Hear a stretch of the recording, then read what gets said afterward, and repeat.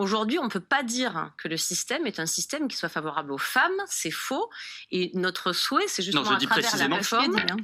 D'accord, mais notre souhait, c'est précisément à travers la réforme, au contraire, de soutenir les pensions des femmes. Et si vous me le permettez, je vais dérouler les différents points.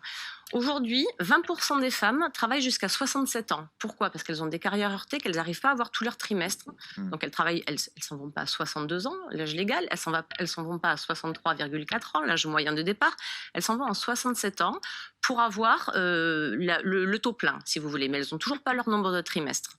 Les femmes aujourd'hui, c'est la plus grande majorité des gens qui sont au minimum contributif.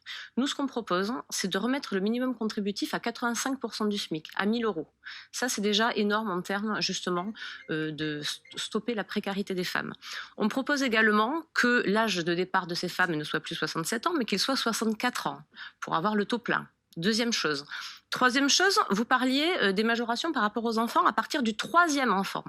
Bon, aujourd'hui, vous savez qu'il y a énormément de familles parentales avec un enfant, avec 2 enfants, ce sont des femmes.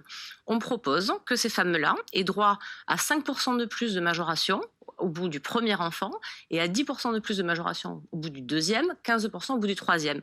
Ces points seront donnés par défaut aux femmes, c'est-à-dire que si rien n'est décidé au sein du couple, ça sera donné aux femmes. Donc là, on a encore quelque chose qui est favorable aux femmes. Aujourd'hui, ces points pour le 3e enfant, il y en a 10% qui vont aux femmes et 10% aux hommes. Comme les hommes sont mieux payés, finalement, ces points vont aux hommes. Or, on sait qu'il y a des divorces, et donc une fois qu'il y a le divorce, la femme, elle se retrouve avec des pensions qui ne sont pas majorées. J'ai encore un exemple. Aujourd'hui, le système actuel que vous voulez conserver, madame... On veut améliorer. Bon, mais il faudra m'expliquer comment nous aussi on veut l'améliorer, parce qu'on veut vraiment garder la même philosophie, mais améliorer pas du tout la même par rapport à philosophie. ses défauts. Allez-y, poursuivez, Catherine. Aujourd'hui, ce qu'on souhaite, aujourd'hui le système, il valorise moins les points qu'on acquiert en début de carrière que les points qu'on acquiert en fin de carrière. Parce que les points, en gros, sont indexés non pas sur les salaires, mais sur l'inflation.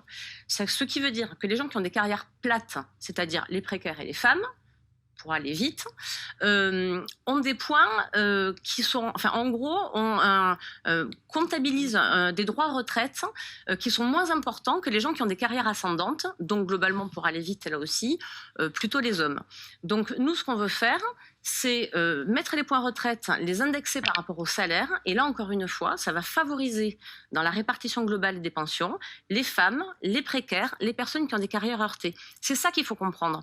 Aujourd'hui, le système ne répond pas au défi actuel. Le défi actuel, c'est effectivement les familles éclatées, ce qui fait qu'aujourd'hui, les femmes, elles ont besoin d'être indépendantes par rapport à leur droit à la retraite, et on veut vraiment travailler sur ça. Et ça, c'est un message que je veux passer qui est fort. L'IPS, vous disiez que c'était un cabinet d'études qui était neutre, c'est un cabinet d'études qui n'est pas neutre, qui est contre... Il ne va pas dans votre sens, donc forcément, vous ne le trouvez pas neutre. Non, mais en il revanche, va pas les dans notre inquiétudes, sens, elles sont réelles. Je ne les ai pas inventées, toutes les inquiétudes mais c'est dont je un parle. institut qui est plutôt d'obédience libérale et qui favorise plutôt le système actuel sur des droits à partir du 3e enfant. Et effectivement, il instruit plutôt les choses à charge. Aujourd'hui, on ne peut pas faire de simulation parce que les paramètres ne sont pas définis.